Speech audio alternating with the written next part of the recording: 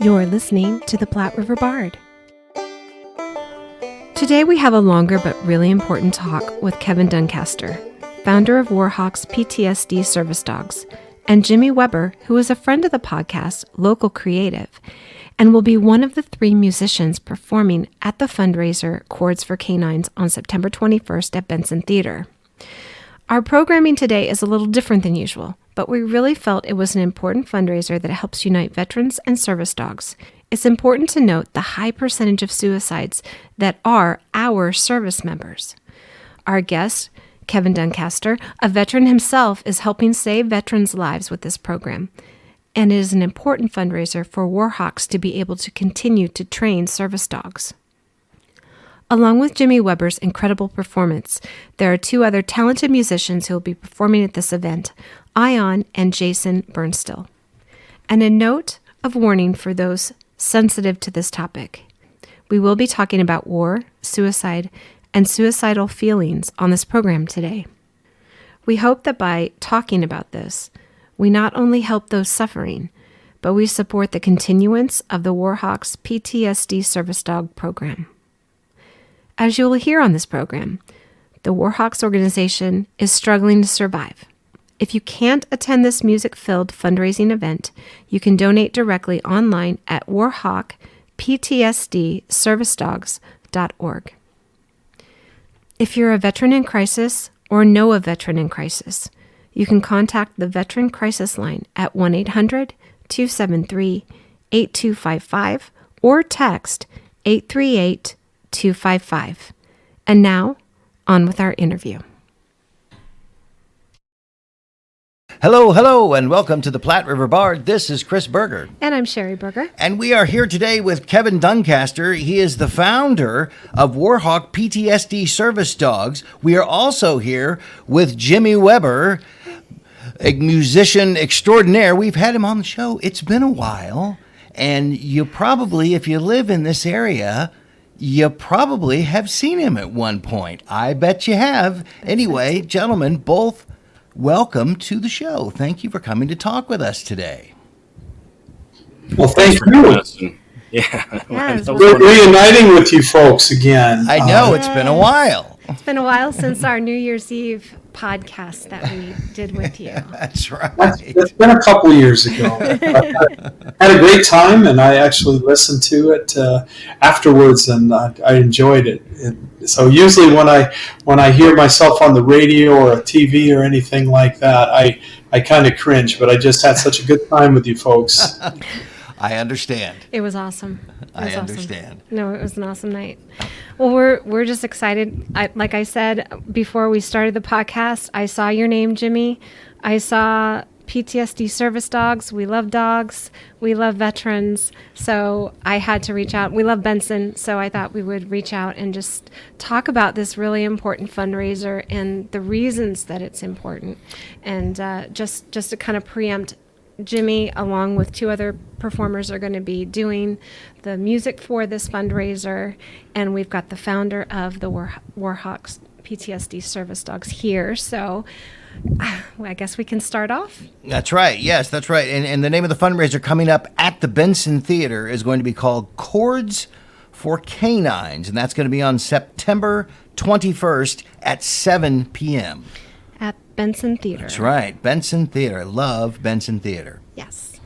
So Kevin, you are the founder and former president of this organization. Do you want to tell us a little bit about why you started it? And talk about your mission as well. You bet. So we started in 2019, and I guess my story kind of goes all the way back to 2007. It's the first time I got blown up. I've got a mix and match career of both being in the Marine Corps and serving as a DoD contractor as well. And the reason why I continued to go back is because my younger brothers were getting deployed. I had a pretty decent security clearance that could get me in situations where I could help serve active duty personnel, keep them safe, provide overwatch, and in a lot of cases train and upskill Afghan military forces, Afghan police, Afghan special forces, and I even got to put together a team at one point that would go hunt the bad guys, find weapons caches, and destroy IEDs. So I've got a pretty awesome career that I'm very proud of. But 2007 got blown up in Iraq. Don't remember a whole lot about that, just that we were heading to Baghdad to locate 2 missing convoys, find out after the fact that they were basically obliterated. Just about everybody was killed. I got blown up in a up-armored Humvee in a roadside bomb. Wake up with medevac guys checking me out. And I love to tell this story because it kind of talks about the gravity of the situation and how I like to use humor to deflect. And the only thing that I could think about at the time was talking to the medevac boys and saying, hey, even though I couldn't hear anything because I was deaf, dumb, and stupid at the time that they collected me, I was concerned if all my parts were there, right? So I'm tapping this guy and I'm asking him, hey, is my stuff still there, right? So he does this motion where he checks, like TSA checks when they rub their backs of their hands against your right? Gives me a thumbs up, says, you're good, sir. I can't hear him. And whatever he just said doesn't matter because I'm going to need eyes on the situation, right? So I got back to him and I tap him some more. I said, hey, man, I really need you to check and make sure my stuff's and so this time he kind of does a little bit more of a motion and says that I'm okay. And I grab him and I pull him in a third time. I said, I really need you to get eyes on the situation. He pulls out his cutters and he cuts my pants and underwear off. And I walk back onto that base bare ass and my dog hanging out. So those guys came back to visit me, told me the story. And because they came up on a scene of carnage, a lot of guys didn't make it through that situation. Because of that, I kept telling jokes. Now, I can honestly tell you that if they hadn't given me that account, I don't know that I'd be able to tell this story again and again like I've done over the years, because it is pretty damn funny and it does sound like something I would do. But I don't remember any of it. They told it all to me. Oh, so, I would then go on for 3 years recovering from that situation. And in 2010, my youngest brother, who was actually in the Army, says, Kevin, I'm going back. And this is going to be his second deployment to Afghanistan. And he was really wanting my help. And so I said, Mike, I'm going to do the same thing I did for John. I'm going to get geared up. I'm going to get my clearance back. I'm going to go out there and be with you. And so I did. And after I finished that contract, I started at a base called FOB Ghazni. The military loved me so much that I became, in the next 4 years, I would become the senior advisor to General McConville of 101st Airborne. And I'd be advising on the tactical battle space out there. And so how does a junior enlisted guy from the Marine Corps rise to that occasion? I don't know, but I'd like to think that it's because people were seeing the impact that I was making and I knew my stuff. However, backtracking to October 13th of 2010, it's my very first mission in Afghanistan. I'm trying to get to FOB Ghazni.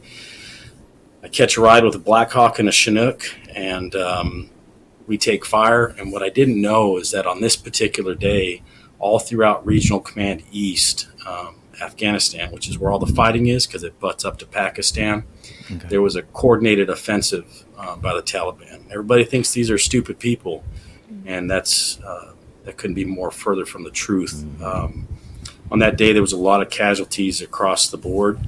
And my guys of 3rd Marine Battalion, 5th Infantry Division would sustain 4 KIAs that day, one of which was Lance Corporal Philip Vinage. My helicopter would take fire. We would cripple back to base, and the thing would go up in smoke. And so I survived that day, and many of those Marines would go on to die over the next 6 months, and another 230 would lose an arm or a leg or both. And this is where it all starts. Because of those over 200 Marines, I don't know how many are alive today, because many of them have died by suicide. And throughout this conversation, I'm going to say a few things, and I'm going to say this one thing right now. We've got to change the stigma I don't want people to use the terminology committed suicide, because I don't believe that people commit cancer. And so I don't think that we should say that people are committing suicide. They're dying by suicide because something happened and it just rewired them the wrong way, and they need help. Yeah. They need some,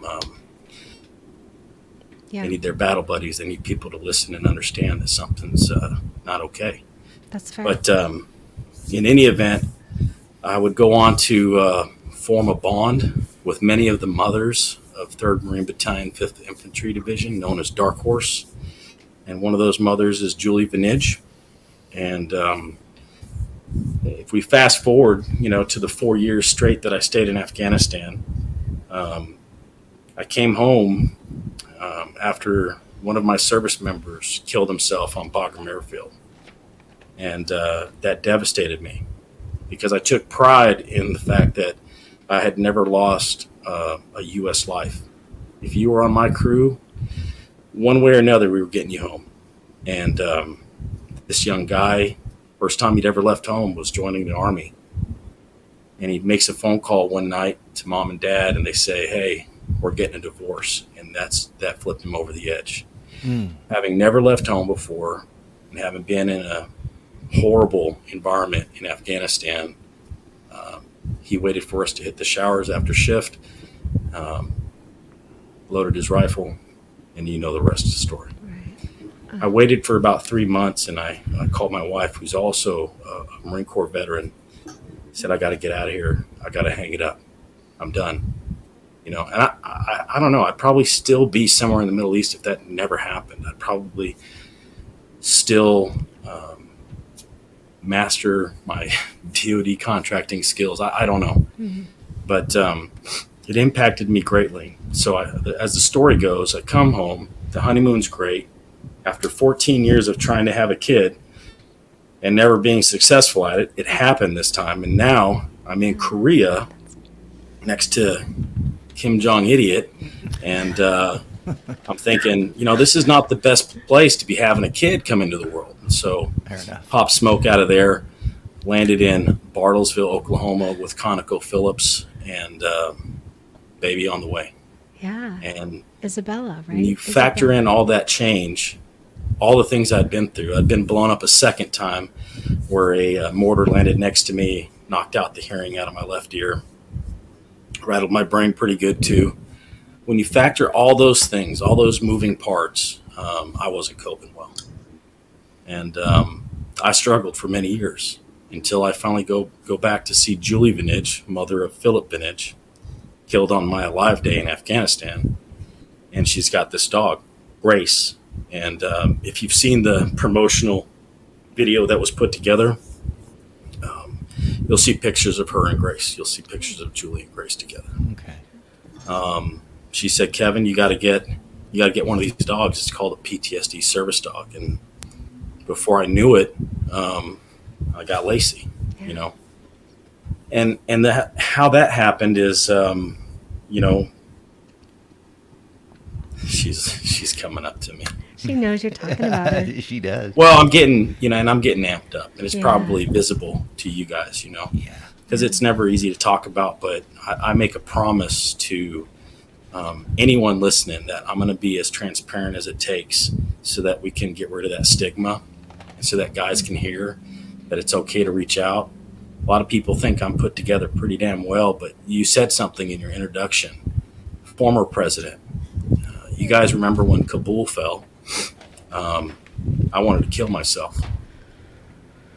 When you look at the amount of time and energy that you put into that place, the time, the life loss, the funds, the building of the schools and bridges and basic infrastructure, trying to better that country, and watch it go away in one day without so much as a single round being fired. Yeah. It's embarrassing. Yeah. And I was embarrassed and ashamed. And I think instead of me feeling that, I think that our nation's leaders should feel that instead. I shouldn't carry that guilt, but I did. And I wanted to end it. So I called. It's funny that Jimmy is in the Air Force. He's an Air Force veteran, because I called my closest friend, an Air Force veteran, J.R. Becker, who called me on that very day that Kabul fell, who was in Saigon when it fell in Vietnam. And talked about the parallels there and how we're going to get through this together, and how he was going to right the ship of Warhawk until I could come back. And he's done a phenomenal job. Yeah. Yeah. Well, that's great, though. So how did we get to this point? Well, you got your service dog. You got Lacey. So I got Lacey. Yeah. 2 weeks after I get Lacey, another one of my buddies kills himself. Can you hear that in the headset? Her licking my ear. No, but I can see her do it. Another one of my buddies kills himself, and I remember praying that day and thinking, what am I going to do? Because I knew my life was changing, and I wanted to know how I could prevent this. I'm tired of seeing my brothers and sisters taking their lives, and she just kept bugging me like she's doing right now. And I immediately thought, I got to call the guy that gave me Lacey. So I called him, and that night I said, how do I do what you did for me? He wouldn't accept a dime. I did my research. I knew how expensive this venture was going to be. And he's like, there's no way I could charge you. And he asked me about my faith. He asked me if I believed in God, and I said I did. And he said, then you understand that you cannot rob a man of his blessing. And man, that hit me. That hit me so hard in the stomach, in the gut. And he said, I'm going to give you something, though. Do you go to church? Yes, sir, I do. I goes, okay, we'll drop a little extra in the bucket and we'll call it even. I said, okay, I can feel good on that one. Yeah. So that night, over prayer and conversation, we formed Warhawk, and we were off and running. Fast forward to today, we have over 50 dogs in 20 states. And I don't know of a single organization that's been able to put up that kind of number in that wide of a geographical situation the way we have. Right. Very proud of that. Yeah, that's amazing. And you've got trainers who are basically training 100% of their time. You need to go potty. I need to take her to the bathroom. Okay. Guys. I thought you were talking to me, Kevin. I might leave that one. Looking a little jaundice on my iMac. It's the lighting.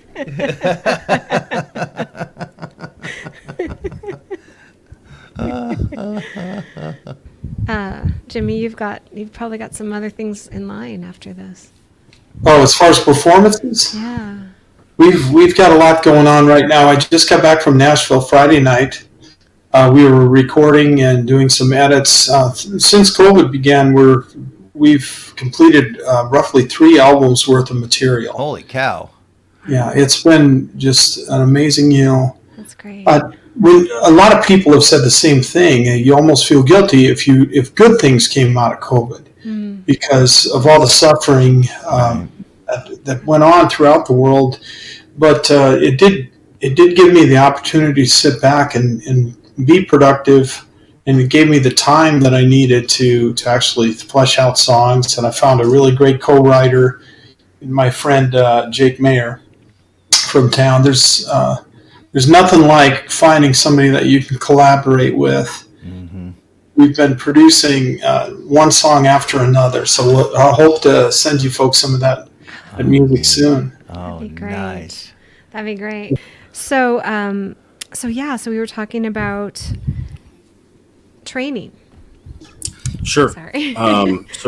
So one of the things that I like to tell people is, the national average, and I'm only going to be able to quote you, 2020, 2019, before things got really stupid with inflation and, different challenges in the economy. So if we go that route, when we started, the national average was about $25,000 in 3 to 5 years. And this racket that we're in, let's face it, it's the PTSD business, it's mental health. I don't know very many people that can wait that long. And I'll share a statistic that unfortunately we were subjected to. In the process of getting started and getting all these dogs in motion to eventually get funneled to their recipient, we got backlogged almost overnight, which is why today I don't have a waiting list. I refuse, because I never know when my next dollar's coming in, and I never know what the resources we're going to have at our disposal will be, especially in these turbulent times. And so in the beginning, we did take a waiting list, and 9 people took their lives while waiting for us to either start or finish the dog that we were trying to work on for them. So 9 people. That's a statistic that I hate, Right. but it's a reality, and it's why I don't want to spend 3 to 5 years like the national average. All I want to do is focus on a PTSD service dog. That's it.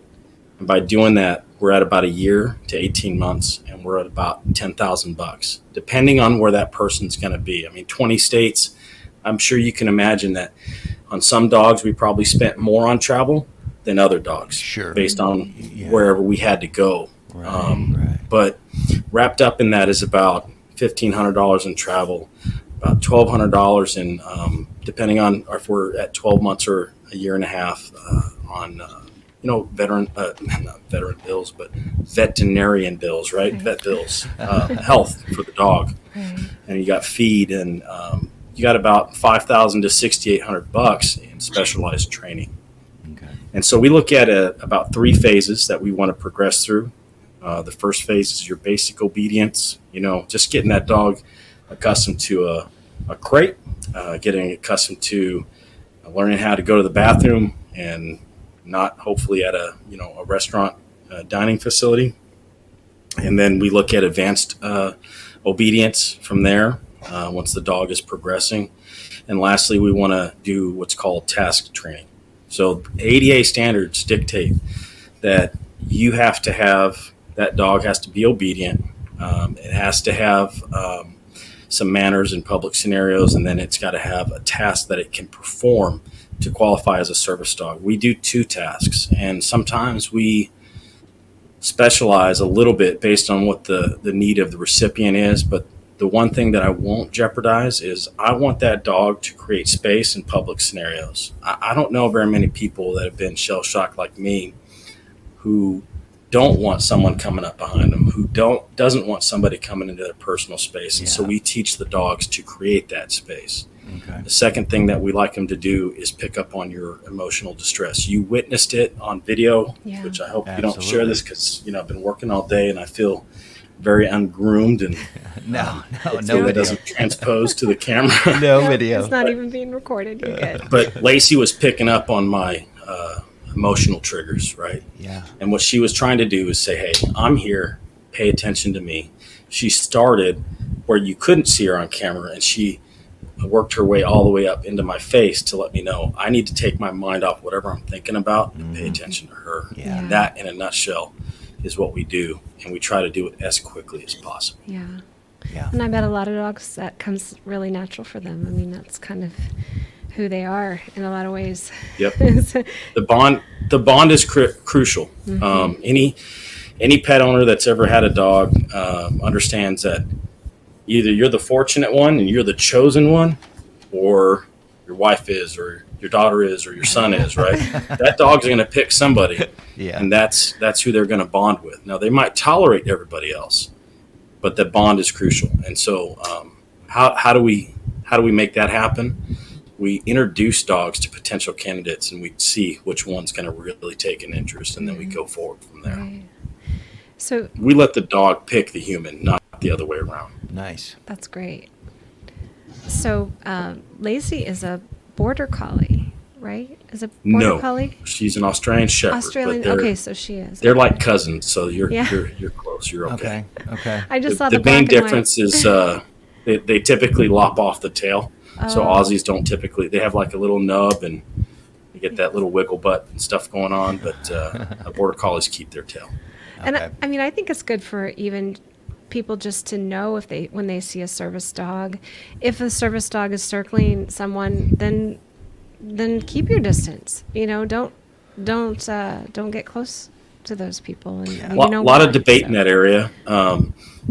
People know Lacey as the people service dog because we trained her to interact with the public to demonstrate the power of our program, right?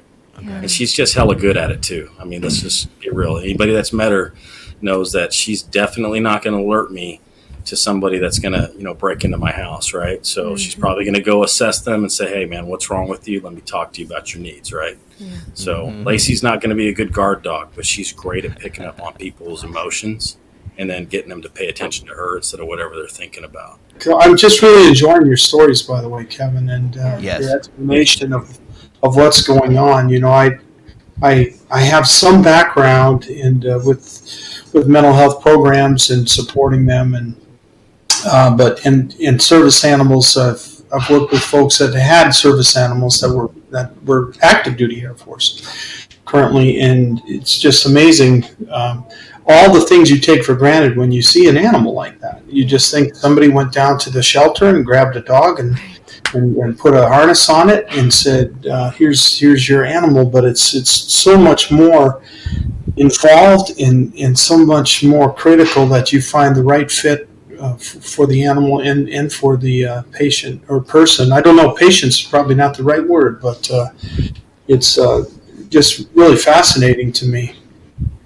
Yeah, it is. I appreciate that. And you're right. And we were touching on a point, there's nothing in the rule book that says that I have to put a vest on my dog. That is a courtesy. And in some cases, that's a deterrent that I've created so that you will pay attention. Right. You being, the general public, pay attention that I may or may not want you to just approach my dog. Right. So I educate people on this all day long. To ask permission when you see the badging service dog, and if it says don't pet, then just respect that. Yeah.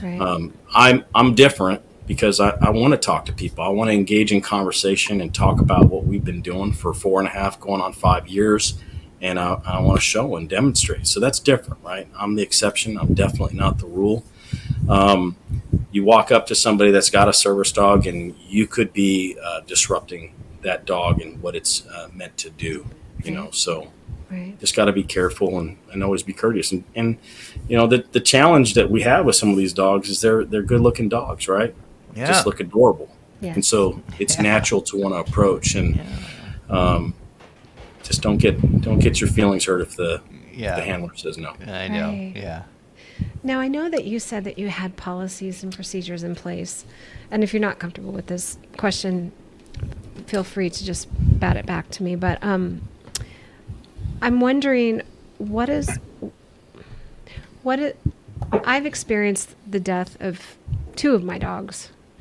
And they were my emotional support dogs in other ways. So, it was pretty intense.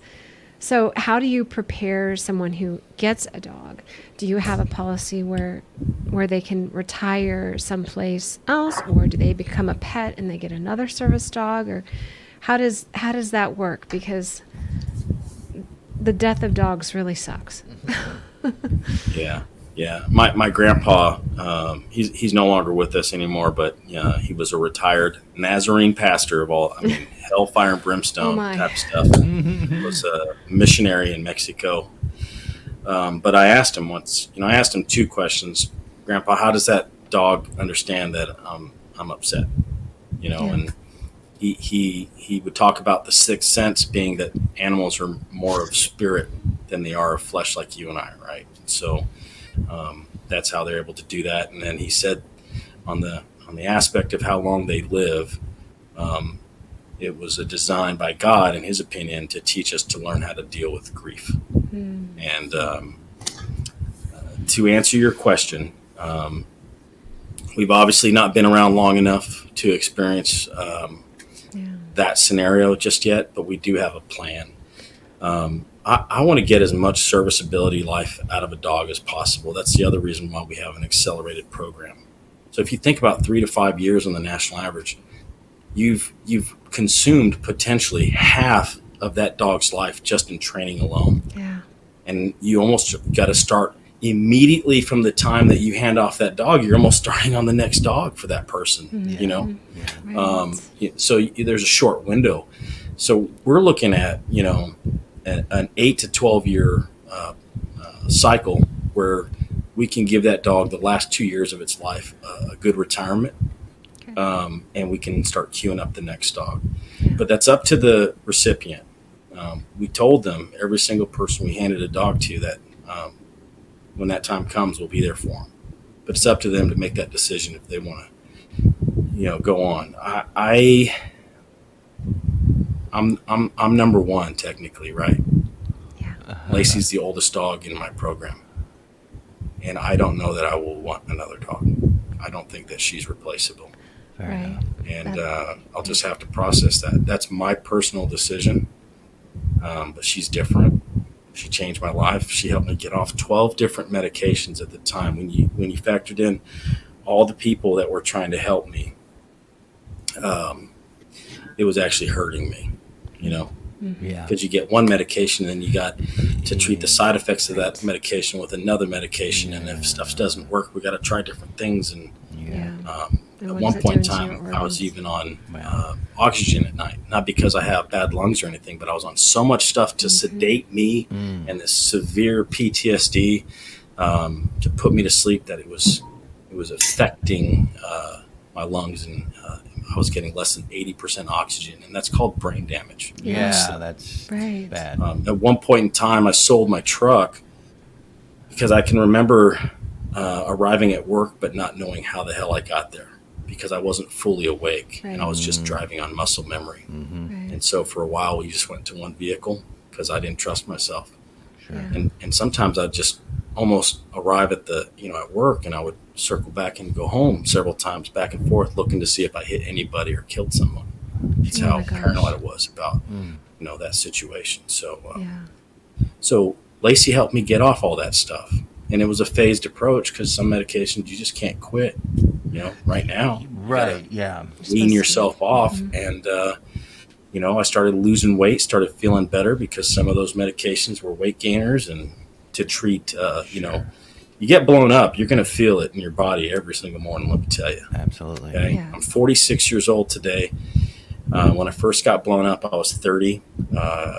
And a doctor did a stress test on me, checked all my vitals, made me run on a treadmill with all this stuff attached to me, do a bunch of blood work. He said, you've got the body of a 51-year-old. That was when I was 30.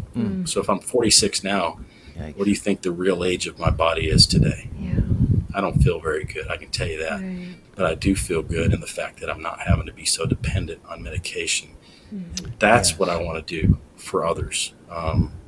I want the dog to be the medication, and I don't think there's a better prescription. Right.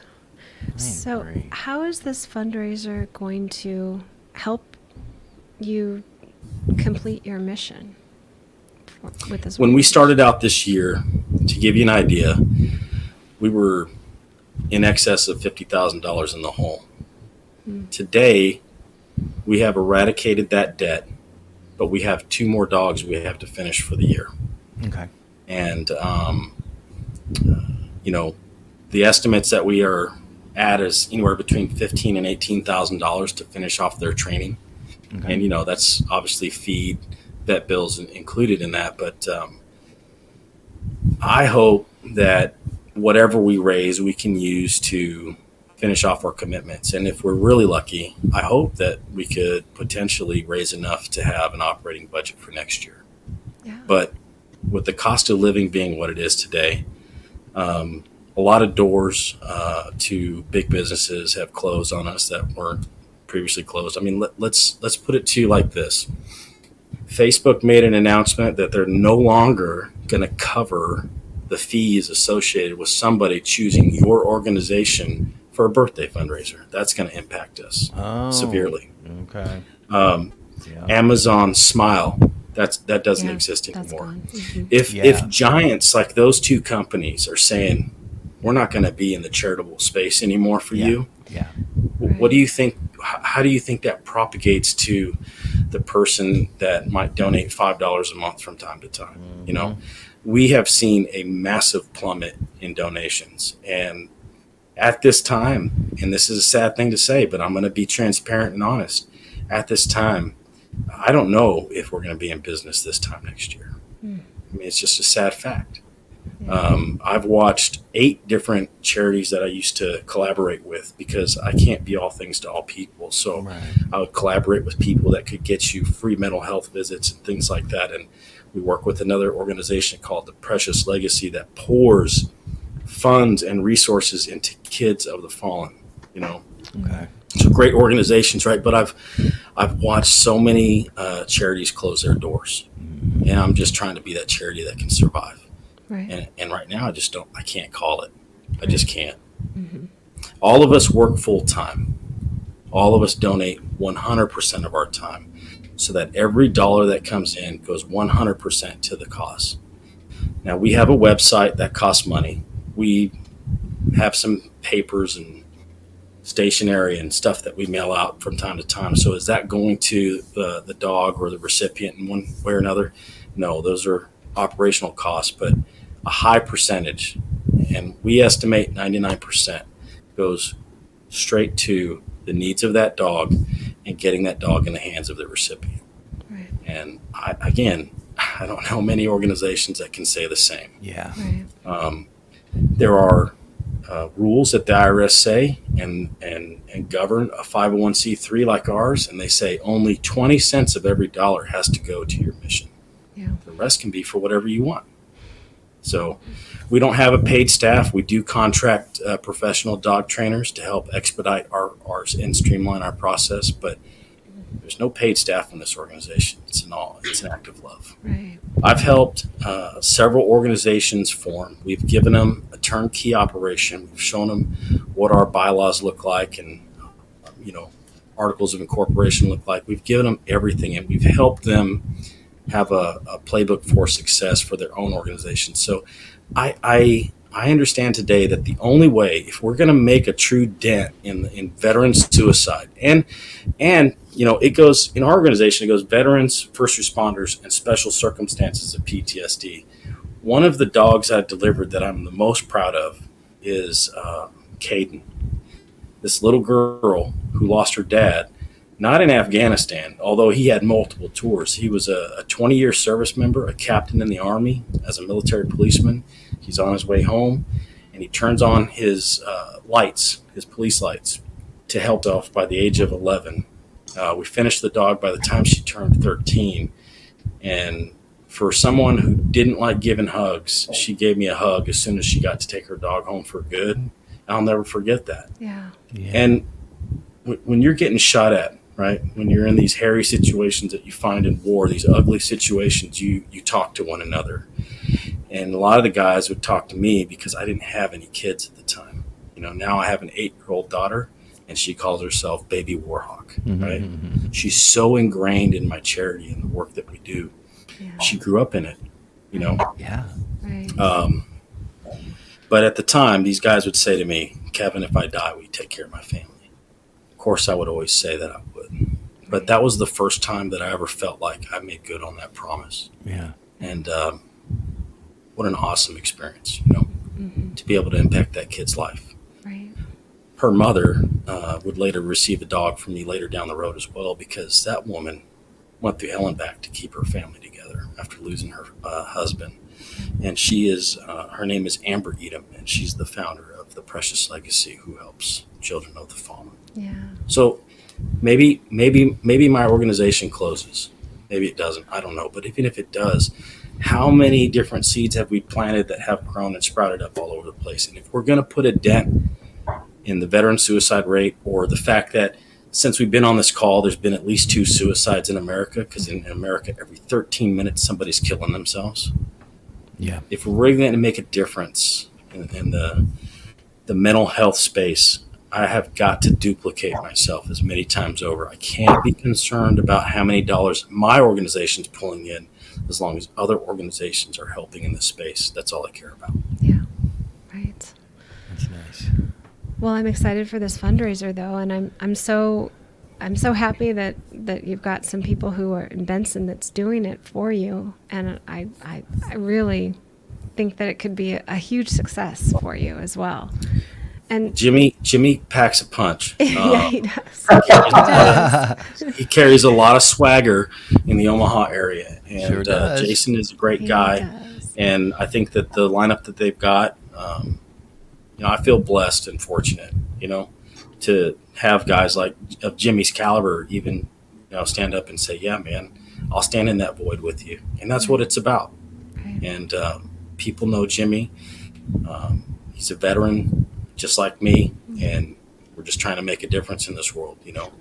I'm sure that Jimmy could go on to way bigger, better things than what we've got to offer. But the fact that he says, yeah, this is important enough that I need to make time for this, that's a big deal. So, Jimmy, I just want you to know, even though we don't know each other that well, I feel like I do know you well enough to you understand when I say that I appreciate you with all my heart. I don't like people to get hung up on a dollar amount of what we might raise that night. Just the fact that it's going to happen at all, I think we're going to win. And if it helps bat down just a little bit more on those last 2 dogs that we got to complete for the year, it's just going to be a success. And so we get people through the doors. It's going to be a good deal. Yeah. So thank you, Jimmy.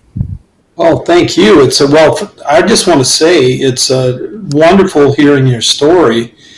It's such a powerful story, and I think that is what really makes the difference in an event like this. I mean, the music is a great way for people to connect. Music has that power, but hearing your story firsthand, as a veteran myself, I spent multiple tours overseas traveling by all the up-armored RVs and Humvees and choppers and traveling, and by the grace of God, I came home relatively unscathed. You know, you do see a lot of things over there that are difficult to unsee, and maybe we're not meant to unsee them because there's suffering in the world, and our service members are asked to carry so much of that on their shoulders.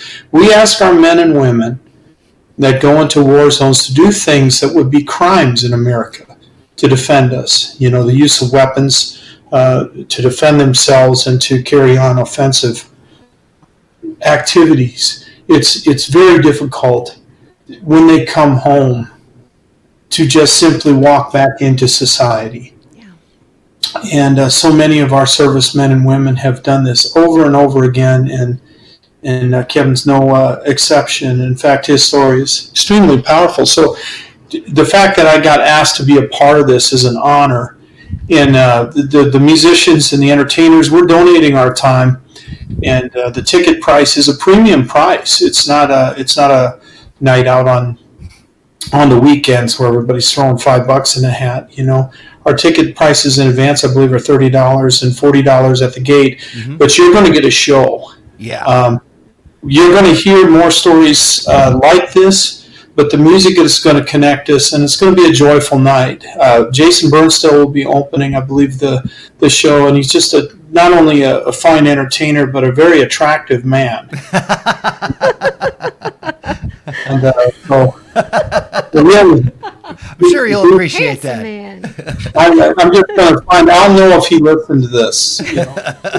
I'm sure he will. But Jason has a huge heart. His dad is a Vietnam veteran, I believe, and Jason's always the first to raise his hand when there's something that benefits our service members.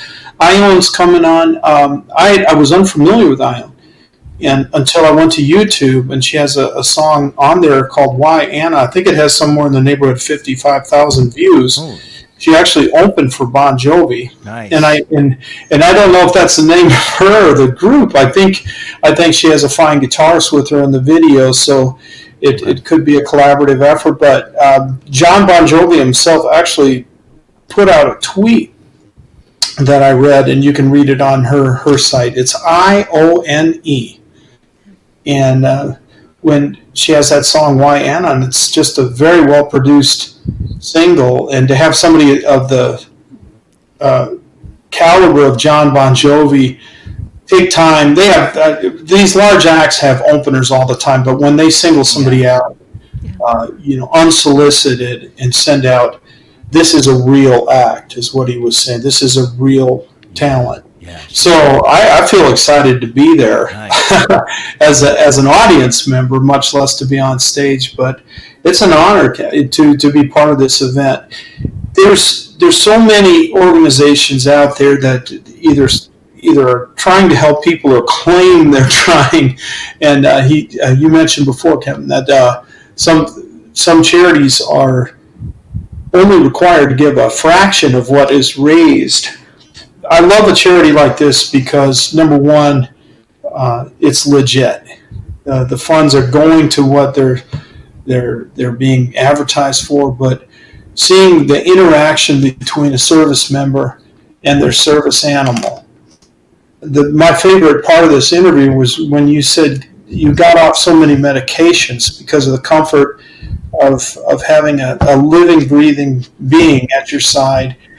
That it's funny how that works. God can do that in our lives. He provides so many things that we try to substitute drugs, or in many cases we substitute alcohol, illicit things, not prescribed things, to try to fill that void. And I love this. I love this event. I love what you're doing with Warhawk, and I can't wait to be part of this. Yeah, it's going to be. So, for obviously Jimmy's done his homework, right? He said a legit organization, and it's such a huge compliment. Back in February, there's a guy by the name of Chris Cruzy. I don't know if you know who he is, Jimmy. He's in the country. He was on The Voice, and I think he was runner-up several years ago. But there's this organization in Wisconsin called Post 127 AmVets, Sons of AmVets, Squadron 127 in Ladysmith, Wisconsin. And they just reached out to me out of the blue and said, "Hey, I heard that you have 2 dogs in our area in Rusk County." I said, "Yes, sir, that's correct. Well, we want to do something for you. We want to put on a benefit for you. Can you make it up here in February?" And I said, "Sure." And these guys did their homework just like Jimmy did. And the biggest compliment I've ever been paid was from the squadron commander of that organization. He said, "I've met Kevin, I've vetted Kevin, and he's the real deal." And in one night, they surpassed every single fundraising agenda we've ever had. In one night, they raised more for us than any event we'd ever put on ourselves. Nice. And what's amazing about this is that the hearts and that poured into us that night. This is the poorest county in all of Wisconsin, and the second poorest county in all of America. And they outperformed any fundraising initiative we've ever had on the books, period. What's that tell you? Yeah. If they didn't believe in us, if they didn't see it maybe as well, local to them with the dogs that we deployed to their area, maybe we wouldn't have won that big. And they're a big reason why we climbed out of a big hole this year, but I'm always appreciative when somebody does their homework, when they vet us. We're not digital media experts. We're not social media experts, but man, we put it all out there and we're transparent. Yeah. And so it's not hard to find, Yeah. But I just really appreciate that compliment, Jimmy. I really do. Well, and I will tell you, as far as the vetting, the only vetting I really needed in all of this was from Jason Bernstill and Janelle Roker, who came to me and said, "We are behind this." That's all I needed to hear, because I trust those 2 individuals, and I just said yes. Tell me where, when, and what. And then I learned about the what. But we're excited to be part of this, and it's going to be, I think each act is going to perform, maybe in the 4 or 5 song range. So for you folks who are elderly like me, who can't party all night long like we used to, it's going to be a night that folks can come and enjoy, and it's a theater atmosphere. Yes. Which I love performing in those, and of course the burgers here, they know all about the theater. One of the nice things is people know the etiquette. When you come into a theater, if you go watch a movie, you're generally not talking, and if you are, you're usually asked to leave. And in an event like this, you can come and actually focus on the entertainment and enjoy it. It's not going to be a noisy bar crowd. No. I'm sure those refreshments and all those things that you would expect are going to be available. Yes. And it's probably going to be available. It'll be at your disposal to give even more than your ticket price. A lot of times once people come to an event like this and see, hey, this is the real deal, this is making an impact, they can go home and say, this is something I'd like to support long term. Right. Maybe with a larger one-time gift or with ongoing gifts. But all that's going to be required is your ticket price at the door. I can promise you a good show, even if I don't deliver because of Jason and Ione. But it's great to get together and fellowship over something everybody knows is a good deal. Absolutely. So thank you so much for letting me be part of it. And thank you both for talking to us about this. These are really important conversations. And I just, Kevin, I just can't imagine it. Chris and I were saying it before the podcast. We were talking about the suicides of some of the police on January 6th and afterwards. And I can't imagine, that was one day. I can't imagine, our veterans having to deal with what they deal with for years. So really just thank you both for your service and your dedication to all of us. Thank you for having us. Yeah, for sure. No doubt. You have an open invitation here anytime. Absolutely. We are so happy to talk to you both. And yes. And we think this is going to be just a really good success for you. And hey, let's meet back here a year from now and see where you are, because I'm pretty sure you're still going to be here. Well, absolutely. And just to remind folks, it's called Chords for Canines. It's a Warhawk PTSD service animal event. We're raising money directly to train and get those animals prepared to save lives and to help these veterans not only survive but carry their stories and carry their inspiration forward. That's going to be September 21st. 7 p.m. at the beautiful Benson Theatre. If you have not been there, that's worth the ticket price alone just to come. Yeah. Jason Burnstill, Ione, and myself. And we're excited to be part of this, Kevin. Thank you for letting us be part of that. And I want to thank the Platte River Bard for having us on. Oh, thank you. We are honored to have you both.